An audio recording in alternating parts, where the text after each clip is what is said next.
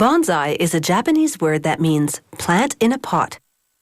Growing trees in pots is a revered art that actually began in China more than 2,000 years ago. During the past century, creating artificial trees known as bonsai zoke has evolved into a hobby with global appeal.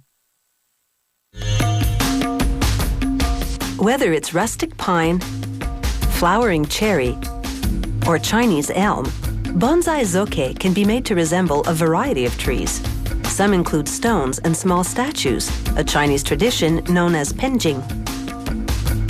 A craftsman starts by wrapping 13 strands of wire with stretchy, sticky tape used by florists. He uses 13, partly out of respect for a traditional Asian preference for odd numbers. Later, these wires will form parts of the trunk and branches. He wraps the wires with strips of paper towel for thickness and flexibility. To hold the paper towel in place, he wraps the ends of the wires with more floral tape. He then separates clumps of plastic pine needles from their branches. Ironically, this fake vegetation is imported from China.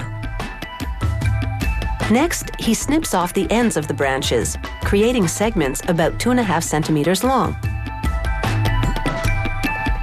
To reinforce and support these segments, he wraps them with tiny wire that's 0.5 millimeter in diameter. Next, he wraps the segments with floral tape to give them a more natural, branch-like appearance. Then he inserts these segments into the pine needle clumps. The thicker end becomes the bud and holds the clump on the segment.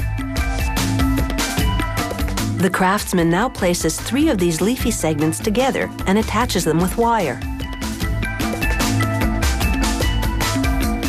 He bends them sideways in the same direction. This mimics the tendency of natural branches to lean towards the sun. For more mature-looking buds, he uses different 3-headed artificial segments. For integrity, 2 different types of buds are never used on the same tree. To add character, the craftsman uses a piece of weathered driftwood as the base of the trunk. He anchors the long wrapped wires into styrofoam around the bottom of the base. He staples the wires to the driftwood and wraps floral tape around the wires surrounding the base. Then he twists the wire to form a sinuous shape, what the Japanese call moyogi. He covers the trunk with soft gray modeling clay, adhering closely to the shape of the driftwood underneath. This will later be covered by artificial bark and moss. This process can take several hours, just part of the 4 to 6 days it takes one worker to make a bonsai zoke.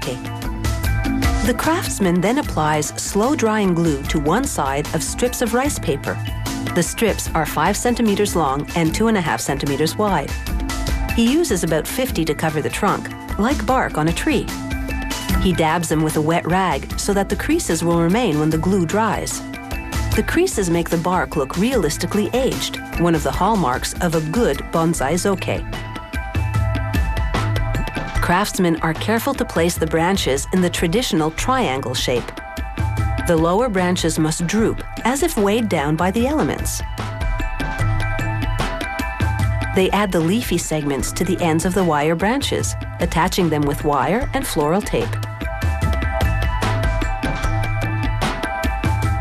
Using a knife, the craftsman trims away the excess styrofoam around the tree trunk. He then places the tree into an argile pot that's 22 centimeters in diameter and 5 centimeters high. Using a sculpting tool, he covers the styrofoam in the pot with brown modeling clay. Using slow-drying glue, he covers the clay in several shades of fake moss. They range in color from dark brown to light green. He doesn't let the glue dry between each layer because the blending of moss and glue ensures a more natural-looking ground cover. He gently blows on the moss to scatter it across the base. He also applies glue further up the trunk, adhering moss that's thicker and lighter in color to resemble lichen. The finished bonsai zoke is 45 centimeters high. It needs none of the constant care required by its natural twin. Depending on their size and complexity, artificial bonsais range in price from $50 to $800.